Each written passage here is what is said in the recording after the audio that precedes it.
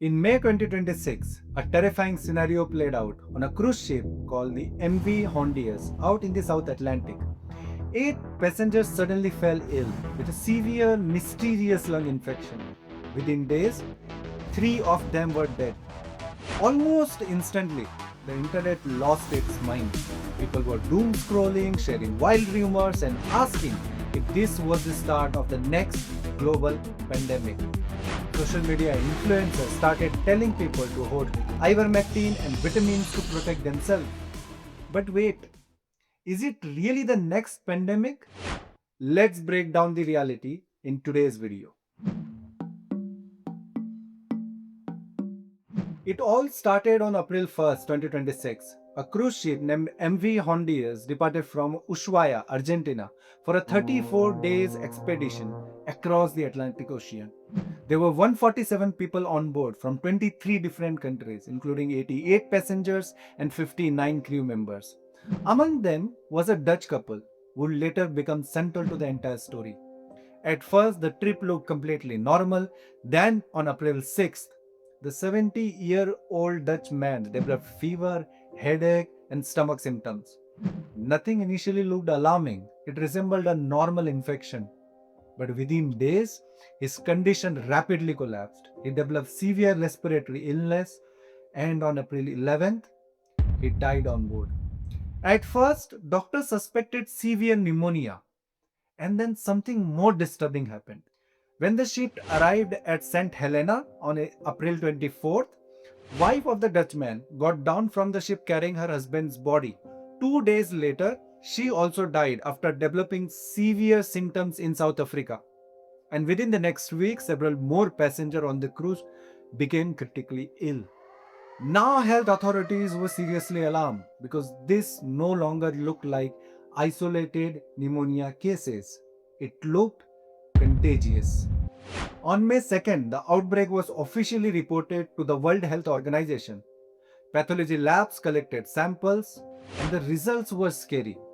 Every infected patient tested positive for the same virus, and these hantavirus. It is not a new virus. This particular strain of hantavirus is known to be dangerous as it could kill almost every third person it infects. And that's when the panic started, which was fueled by a lot of misinformation spread by social media, including to pile up medicines. To find out what's right versus wrong, give me another 5 minutes to explain you the most important scientific information you need to know about the culprit here, this specific strain of hantavirus. Hantavirus is not a single virus. It's a family with around 40 different strains which are geographically separated from each other. Normally, hantavirus attacks mouse and rats. Once the virus enters the mouse body, it heads straight for blood vessel and to a specific group of cells called the endothelial cells, which form the inner lining of the blood vessels. Instead of destroying these cells, the virus gently moves inside, uses cells machinery to increase in number and quietly bursts out to infect neighboring cells. Not a single cell is harmed, ripped, or damaged during this entire process. Recognizing that the virus means no structural harm, the mouse's immune system chooses peace over war. It strikes a silent mutual agreement with the virus, which we call a symbiotic relationship, completely tolerating its presence. Because of this peaceful agreement, the mouse suffers no symptoms and lives a long, perfectly healthy life. It becomes a lifelong carrier, actively shedding the virus into nature through its urine, feces, and saliva to pass it on to the other rodents. The real trouble begins when a human accidentally steps into this private, ancient partnership. Imagine you decide to clean up some old rodent droppings in your backyard. You grab a broom and start dry sweeping the mess. Without realizing it, your broom kicks the microscopic virus particle from the dried poop straight into the air. You take a breath, inhale the dust, and the virus enters your lungs, looking to replicate the exact same peaceful cycle it enjoyed once inside the mouse. Once inside the human body, the hantavirus targets the exact same endothelial cells lining your blood vessels. However, unlike the mouse, the human immune system has not spent millions of years co-evolving with this virus. To your body, this intruder is a terrifying foreign threat. So instead of offering tolerance, your immune system launches an all-out high-intensity war known as cytokine storm. Because the virus is hiding safely inside your endothelial cells, your desperate immune system begins directly attacking the blood vessel, lining itself to kill the intruder.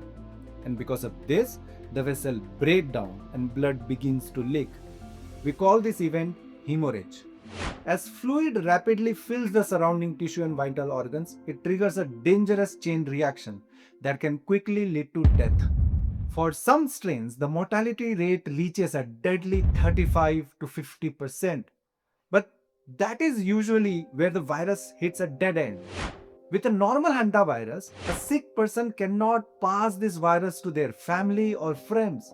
You can only get it directly from the rodents. The reason the cruise ship outbreak is making major news is because of the specific strain involved called the Andes hantavirus. This strain breaks the most important rule of the hantavirus family. While it still starts in wild long-tailed pygmy rice rats found commonly in South America, the Andes virus has a rare genetic tweak that allows it to do something other hantaviruses cannot. It can spread directly from human to human.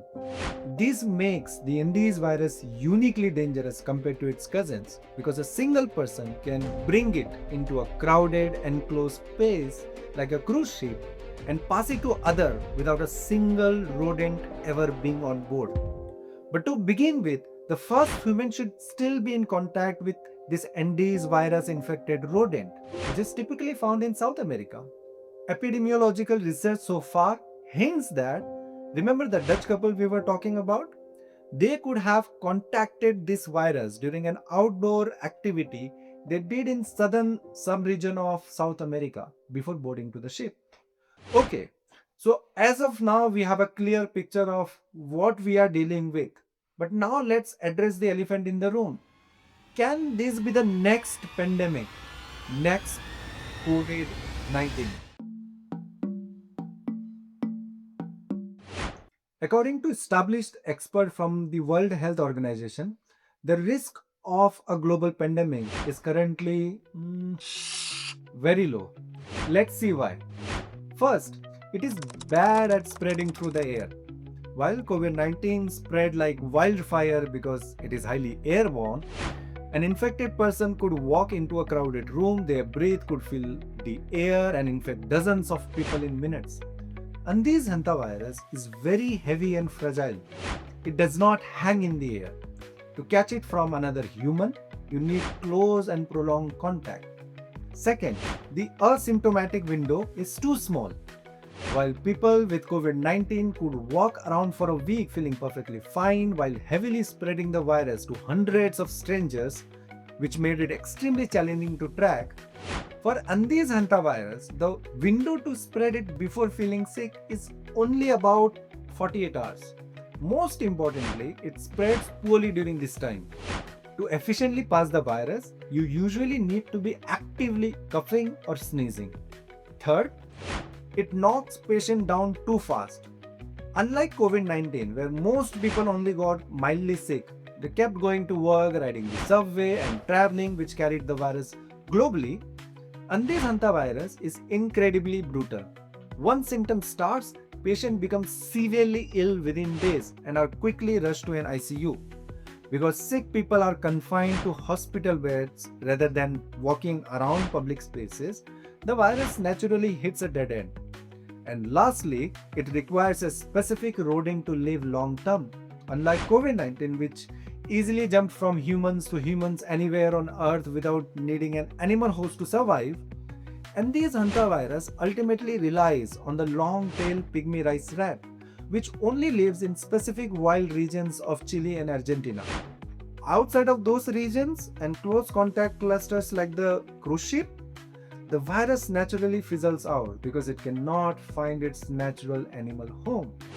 So, based on current data from the World Health Organization, no, this virus is highly unlikely to cause the next global pandemic. But if you get infected with this, are there any medicines? The answer is a disappointing no. There is still no approved specific medicine or vaccine for hantavirus anywhere in the world, and that's partly because hantavirus outbreaks were relatively rare and geographically limited. While scientists understand enough about the virus to develop potential therapies, usually building medicines requires commercial interest, a lot of money, and enormous clinical trials. And for a rare outbreaks, well, that process moves very slowly. But following this cruise outbreak, health organizations are now actively discussing emergency funding to finally bypass this roadblock. So now regarding the social media content which prescribes hoarding ivermectin, well, there is no scientific data to believe that this drug will even be effective against hantavirus. So the only thing you will do is overdrug yourself with this medication. And for the talks on the high dose zinc and vitamin D supplements, although it's true that they can help your immunity in general, but well, if they will be helpful against the infection, is just pure speculation. So then, what should you do if you get infected? Right now, prevention remains the best protection against hantavirus. And the good news is, most prevention strategies are surprisingly simple. If you are cleaning old sheds, cabins, garage, or campsites where rodents may have been present, never dry sweep rodents dropping, as they can push contaminated particles directly into the air. Instead, ventilate the space first, spray contaminated areas with disinfectant, wipe surfaces wet instead of sweeping, and wear gloves and a proper mask. And if dealing specifically with possible Endes virus exposure, avoiding prolonged close contact in enclosed space becomes important. The 2026 ship outbreak was a tragedy, but an outbreak doesn't automatically mean a pandemic. When the internet tries to sell you fear, remember that our best defense is common sense and actual science. If you find this video useful, share with your loved ones. Stay curious, don't let the internet scare you, and I'll see you in the next video.